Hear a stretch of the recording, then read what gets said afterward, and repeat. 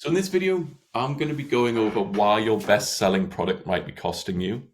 And the reason that I do this with all my clients is because a lot of six-figure and seven-figure supplement brands, they might think their hero product is the one driving business forward.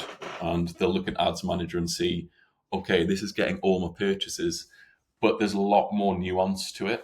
And common mistakes when we see people calculating the hero SKU, they'll just look at first time purchases, they'll look at Ads Manager, and they'll not look at the back end metrics, the most second purchase, subscriptions, LTV.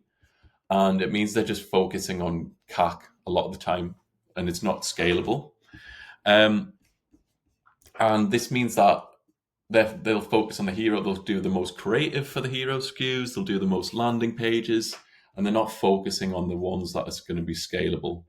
So if a SKU drives most first orders but few repeats, you really need to stop calling it your hero, because it's not scalable long term unless you make some real changes on the back end.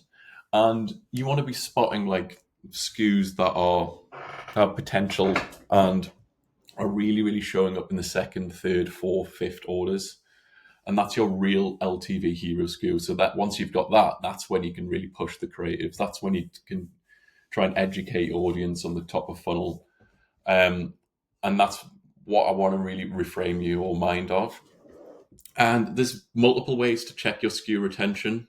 First of all, I'm quite like old school, so I like to do it on a spreadsheet, and just checking what like the percentage or the repeat retention rates are. So I like to do it on exporting the sheet, or you can use retention apps. You can use Lifetimely, Peel Insights, Triple Whale, and this lets you track cohort retentions by SKUs. So you want to be like seeing which ones are getting the highest retention curves and which ones are getting like a good balance of first time purchases as well.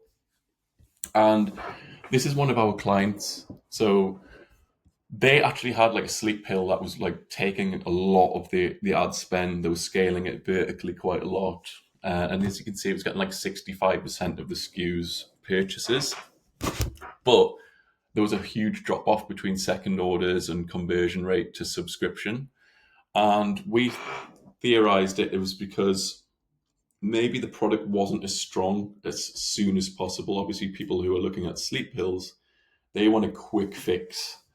And we actually saw like the daily greens, although it had a smaller percentage first orders, the average subscription length was 6.2 months.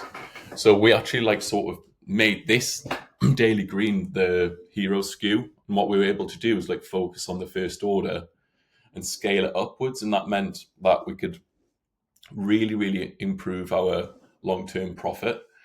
And yeah, just basically this is what it's going to look like if you just focus on the SKUs that look the best on the front end. You're going to get spikes, but as you can see over time, and once fatigue sets in, you're not going to be getting the compounding growth as much if you don't find your retention SKUs.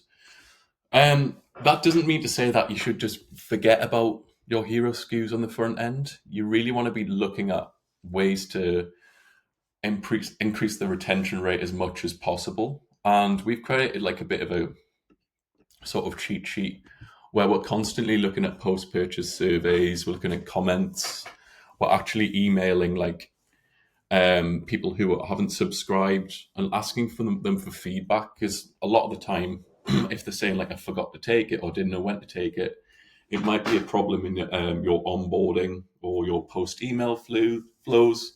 So that's when we add guides. People might not have felt anything, so we need to set expectations.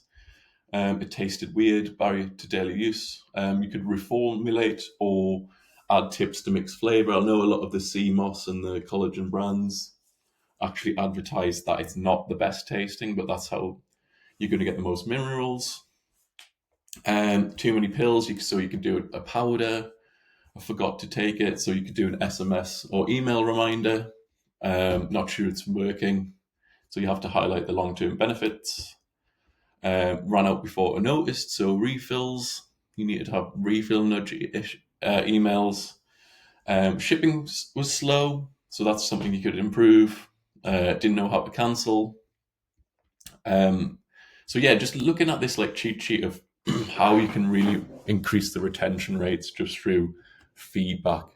And if you do this, you could maybe like get marginal gains on these second orders and the sub length just from doing it.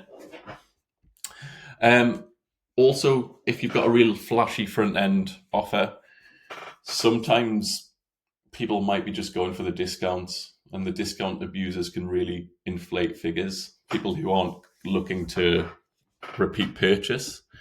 And yeah, I want you to just use this video and run a retention audit, build your offer on what people come back for, and fix friction using customer feedback, scale what retains, and want you to position your retention SKU as a daily ritual, not just a product. So just really reframing in your customer's mind. And yeah, that's pretty much it. And this is just going to be a series of videos of how you can really get as much scale as possible out of your product.